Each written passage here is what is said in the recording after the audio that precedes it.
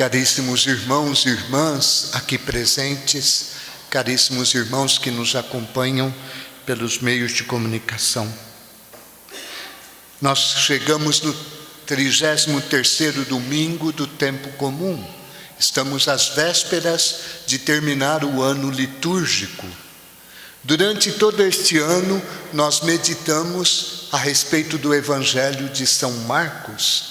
A palavra de Deus, durante todo este ano, acompanhou a nossa vida, iluminando e, na verdade, fortalecendo a nossa vida. Terminando o ano litúrgico, a liturgia sempre é ligada aos fins dos tempos. É uma linguagem chamada uma linguagem apocalíptica, dos finais do tempo. Mas aqui Jesus não é nenhum vidente e nem quer ser um vidente para falar quando vai acontecer o final do mundo. Nós sabemos que haverá um final do mundo, haverá uma segunda vinda do Senhor, né? Mas quando a gente fala do final do mundo, a gente sempre pensa em destruição, em morte, em castigo e tudo mais, né?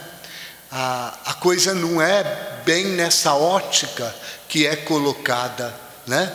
O livro a linguagem apocalíptica, irmãos, ela é uma linguagem cheia de imagens, mas porque, na verdade, fala de tempos difíceis, mas tempos em que a graça de Deus se manifestará, e se manifesta. Porque os tempos difíceis não é só falar de um determinado momento em que Cristo virá uma segunda vez e o mundo terminará. Nós sabemos que as gerações passam uma atrás da outra, né? Eu já estou mais para lá do que para cá. A minha passagem, eu já estou passando, né? Já estou com 62 anos, né? Os cabelos já caiu, né?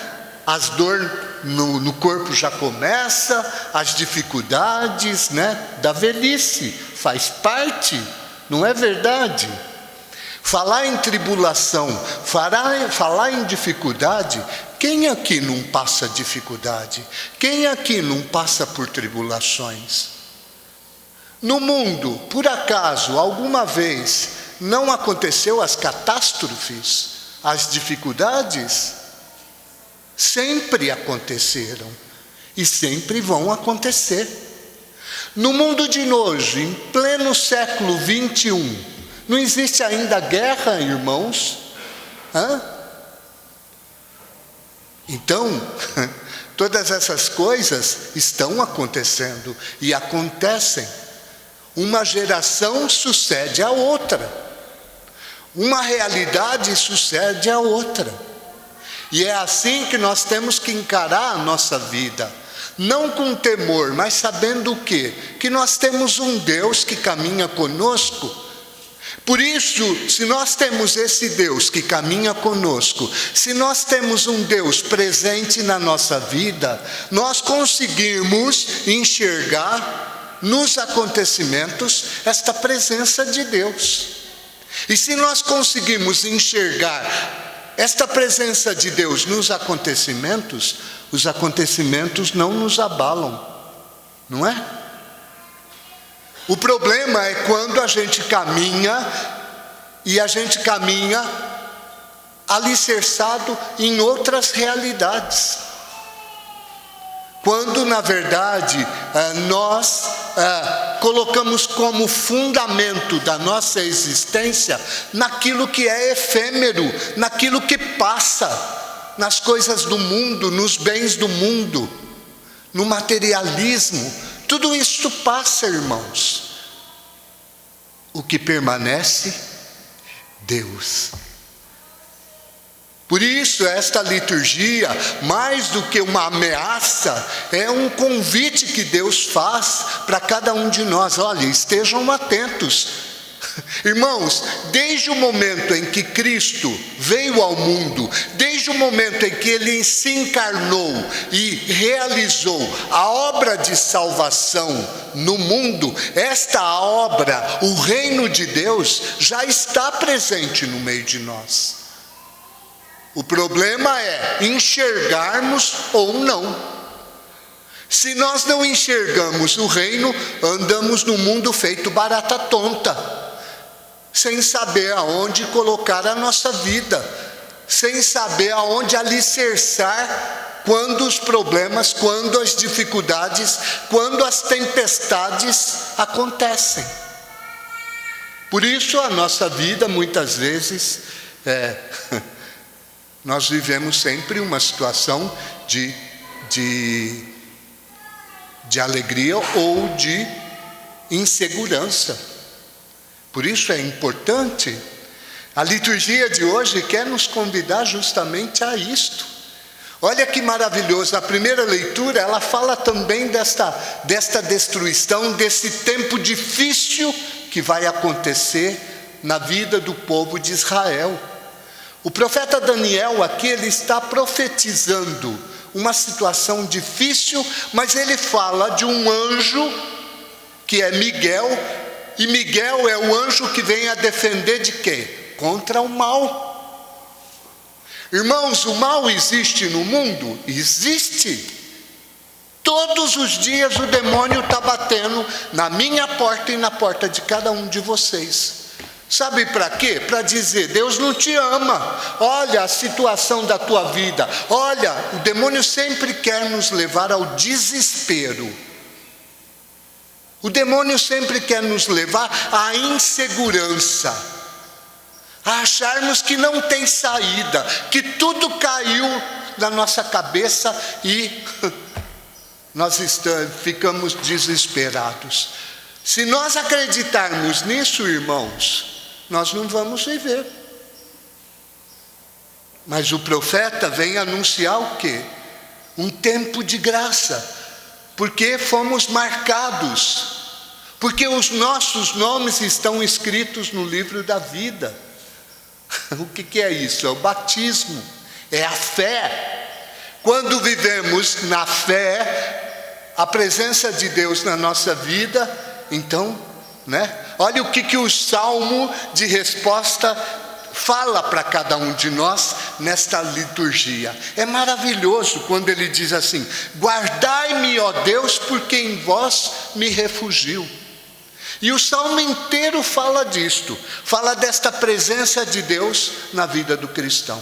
E é isso que nós precisamos, desta presença de Deus que venceu a morte.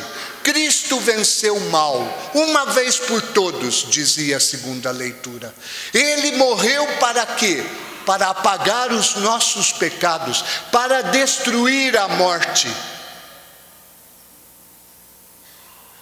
Aí depende de cada um de nós. Você crê nessa ressurreição? Você crê no Cristo, no amor dele?